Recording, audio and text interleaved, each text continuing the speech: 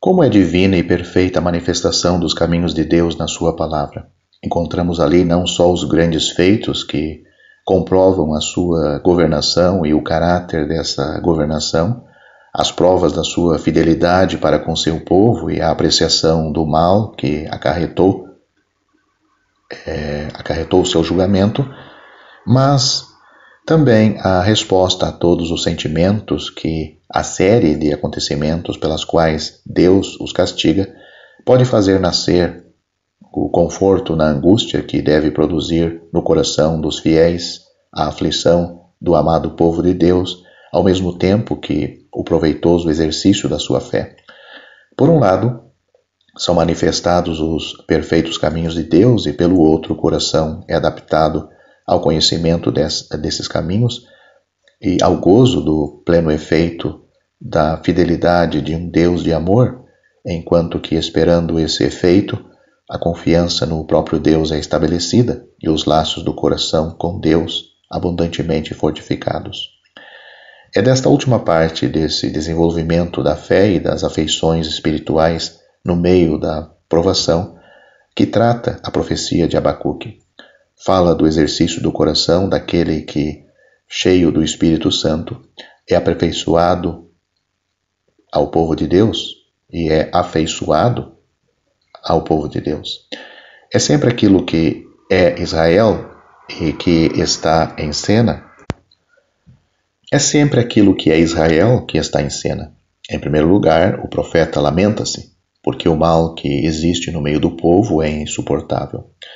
É o efeito natural da obra do Espírito de Deus atuando num coração zeloso pela sua glória, pela glória de Deus, e detestando o mal.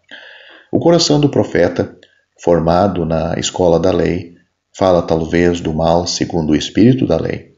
O Espírito de Deus não o faz sair dessa posição, que era a do profeta perante Deus, e julga o mal, santamente, segundo os sentimentos de um coração fiel às bênçãos do Eterno.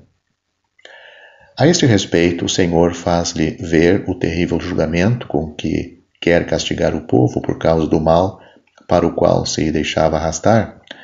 Assim suscitaria os caldeus contra ele, suscitaria aquele tipo de orgulho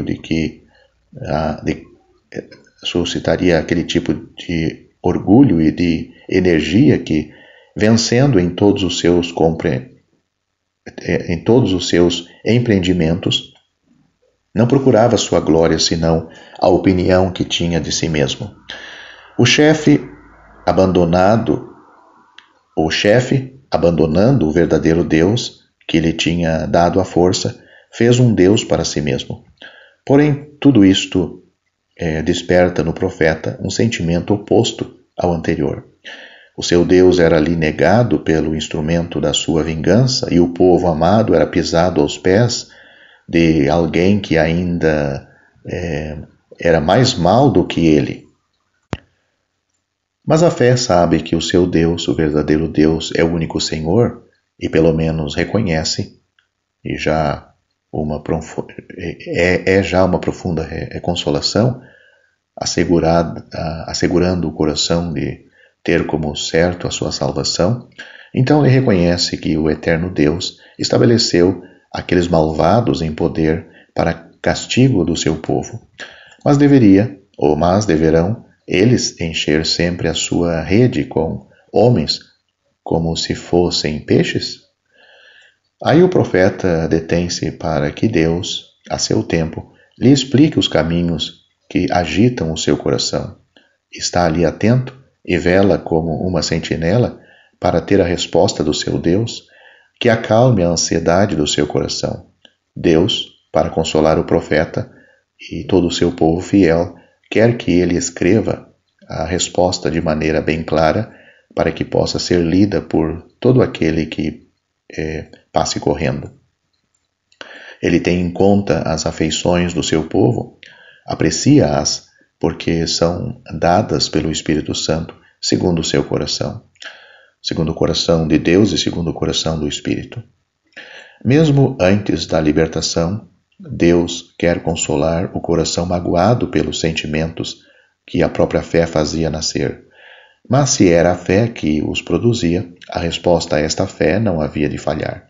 A libertação ainda não viria já, a visão era para um tempo posterior, já determinado, mas ela viria. Deus tem em consideração a fé, Deus mesmo havia de intervir. Assim, ainda que a libertação tardasse, o fiel devia esperá-la tranquilo. Ela viria certamente, e não tardaria. Tardava apenas para o coração do homem, mas a paciência devia ter a sua obra perfeita, porque a paciência de Deus também tinha sido longa e perfeita. O tempo da libertação não tardaria nem um instante, logo após o momento ordenado na sabedoria divina. Deus tinha julgado o espírito de orgulho, cujos efeitos acabrunhavam o coração do profeta. O opressor não era reto, mas a porção do justo era viver pela fé, e pela fé viveria.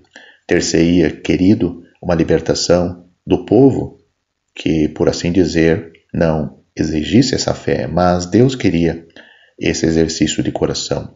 O justo devia passar por aquilo e aprender a confiar no Senhor, a contar com Ele através de tudo, a conhecer o que Deus mesmo era, fosse como fosse.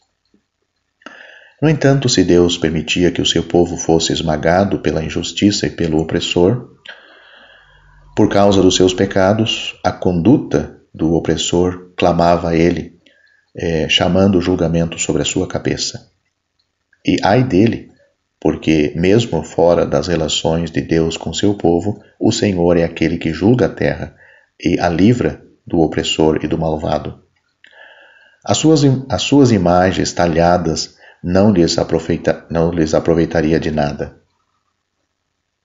Que poderia fazer a pedra muda em favor daquele que a tinha colocado lá? Mas o Senhor estava no lugar santo, no seu templo. Toda a terra devia calar-se perante ele.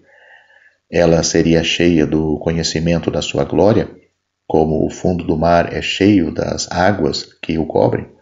O povo do mundo trabalharia em nome do eterno Deus, como no fogo, isto é, em pura perda, porque ele enchia o mundo do seu conhecimento. Esta resposta faz sentir ao coração do profeta a solene presença de Deus, o comprometimento, a procurar um despertar do trabalho de Deus em graça no meio do seu povo, reenvia-o ao antigo favor de Deus e recorda-lhe toda a glória do Senhor, quando no princípio Deus apareceu para o seu povo, quando saiu do seu lugar e derrubou todos os obstáculos para estabelecer o seu povo em bênção. O profeta treme ao pensar no poder do Senhor, mas treme na consciência de que ele é a origem de um descanso perfeito e assegurado no dia da angústia, quando o devastador subir e invadir o povo. Termina sua profecia com o belo resultado de todas essas preciosas lições, a saber, a expressão de uma perfeita confiança no Senhor. Ele se regozijaria e se alegraria nele, ainda que todas as bênçãos viessem a falhar. O próprio Senhor era a sua força, a sua alegria e o seu sustentáculo. Por isso o Senhor o colocaria nas alturas da sua bênção, dando-lhe pés ligeiros como os das servas, para lhe subir por seu favor, pelo favor de Deus. Nada de mais belo do que esta exposição dos pensamentos do Espírito de Deus, das suas tristezas, das suas inquietações, da resposta de Deus para dar sabedoria e fortalecer a fé, a fim de que o coração esteja em perfeita relação com Deus.